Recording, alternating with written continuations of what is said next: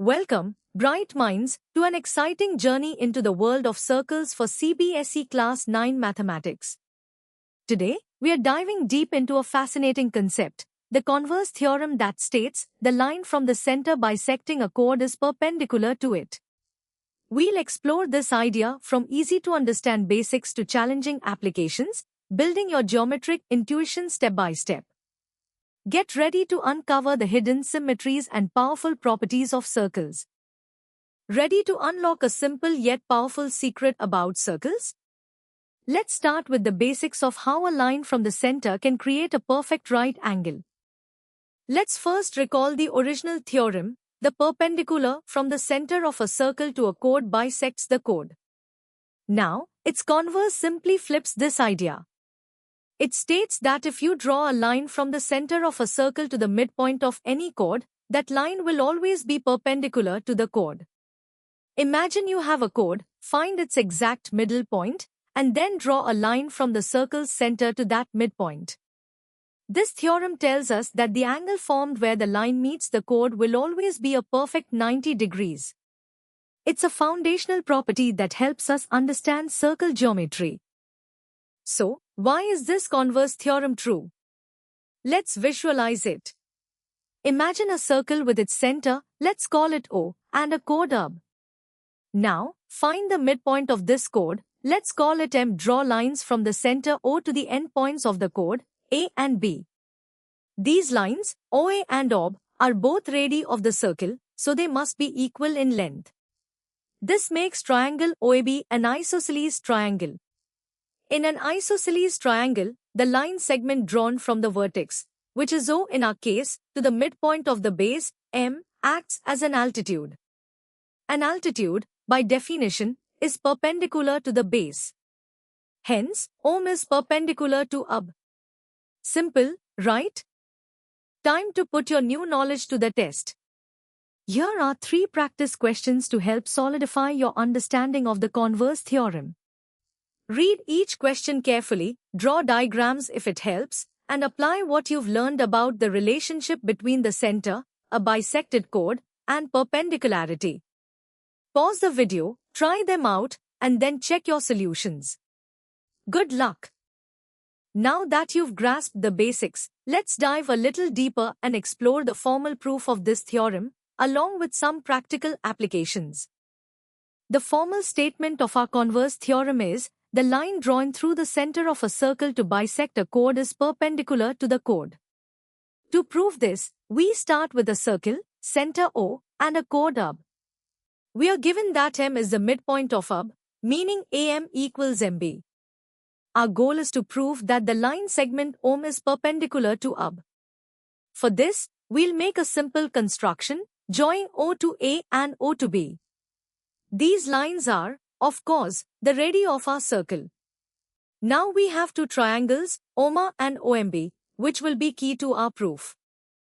Let's use the powerful SSS congruence criterion to prove our theorem. Consider the 2 triangles, OMA and OMB. First, OA is equal to OB because both are radii of the same circle.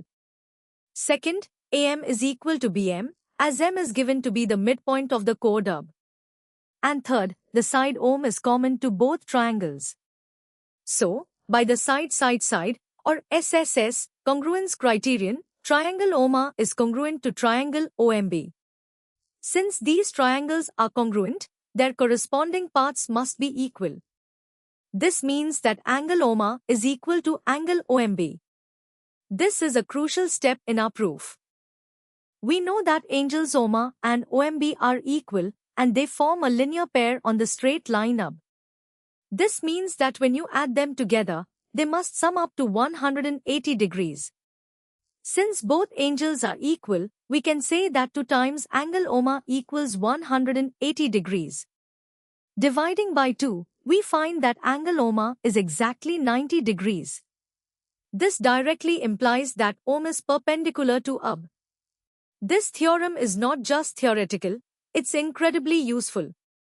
It helps us find the distance of a chord from the center, verify perpendicularity, and even locate the center of a circle during construction.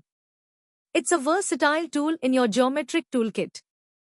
Alright, it's time to elevate your understanding with 5 medium-level practice questions.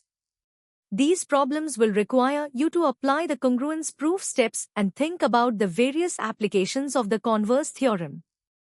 Don't rush, analyze each scenario, and use your geometric reasoning. Pause the video now to solve them, and remember, practice is key to mastery. Ready to tackle some more challenging problems? Let's explore the deeper implications and connections of this theorem in various geometric contexts. Let's revisit the rigorous proof of our theorem. The line joining the center of a circle to the midpoint of a chord is perpendicular to the chord. We start with a circle, center O, and chord AB, with M as its midpoint. Our goal is to prove OM is perpendicular to AB. We construct radii OA and OB. The proof involves showing that triangle OMA is congruent to triangle OMB. We establish OA equals OB as radii, AM equals BM as M is the midpoint, and OM is common. Thus, by SSS congruence, the triangles are congruent. This leads to equal angles, OMA and OMB, which, being a linear pair, must each be 90 degrees, proving perpendicularity. This methodical approach is the backbone of geometric reasoning. This converse theorem, along with its original statement, forms a powerful biconditional relationship. A line from the center to a chord is perpendicular to the chord if and only if it bisects the chord. This means these two properties are inseparable when the line originates from the center. This concept is incredibly useful in practical applications, such as finding the center of a circle. If you have any two non-parallel chords, simply draw their perpendicular bisectors. Where they intersect, you'll find the circle's exact center, a direct application of this theorem. It also highlights the circle's inherent symmetry, where the line OM acts as an axis of symmetry for the chord. Beyond basic proofs, this theorem has profound applications. In coordinate geometry, if you know the coordinates of the center and the chord's endpoints, you can calculate the slopes of the line from the center to the midpoint and the chord itself. If their product is -1, you've algebraically confirmed their perpendicularity. This theorem is also crucial for proving other complex geometric statements, like properties of cyclic quadrilaterals or the construction of tangents. It's a foundational piece of the geometric puzzle, connecting various concepts and offering multiple ways to approach and solve problems. Now, challenge your understanding with these 7 hard-level practice questions. These problems might require you to combine the converse theorem with other geometric principles or apply it in coordinate geometry contexts. Take your time, draw accurate diagrams, and think critically. This is where your problem-solving skills truly shine. Pause the video and give them your best shot. Welcome to the hardest level. Here, we'll explore the historical significance, deeper theoretical implications, and advanced problem-solving strategies related to our converse theorem.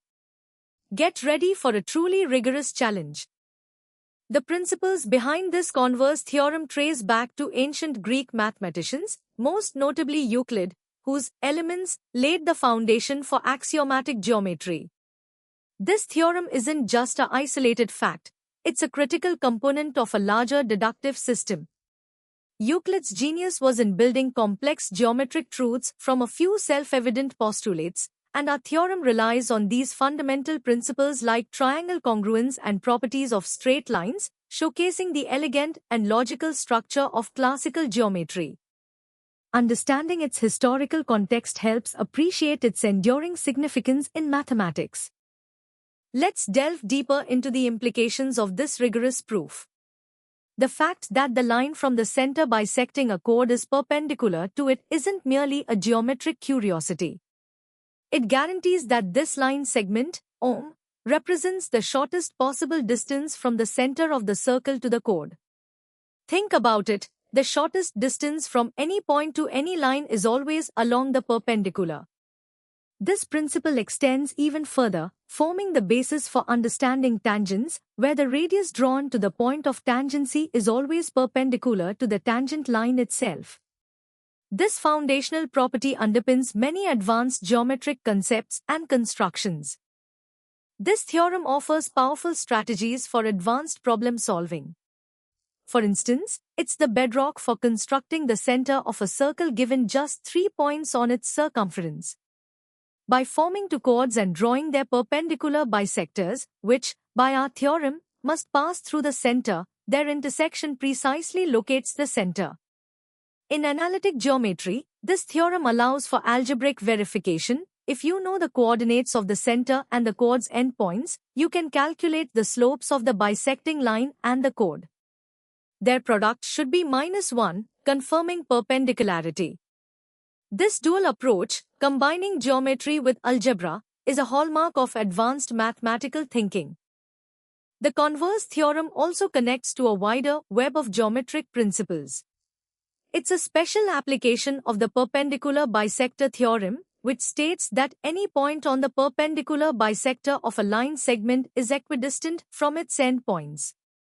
The center of the circle perfectly fits this description. This property is also implicitly used in the study of cyclic quadrilaterals and the construction of circumcircles for triangles, where the circumcenter is found at the intersection of the perpendicular bisectors of the triangle's sides. Furthermore, when two circles intersect, the line joining their centers is the perpendicular bisector of their common chord, extending this fundamental concept to more complex multi-circle configurations. Its legacy is truly far-reaching. Alright, the ultimate challenge awaits. Here are the first 5 out of 10 hardest level questions. These problems demand a comprehensive understanding, critical thinking, and often require combining multiple geometric theorems and concepts. Don't be afraid to draw auxiliary lines, consider different cases, or even use coordinate geometry. This is where you truly push your boundaries. Pause the video and engage deeply with these problems.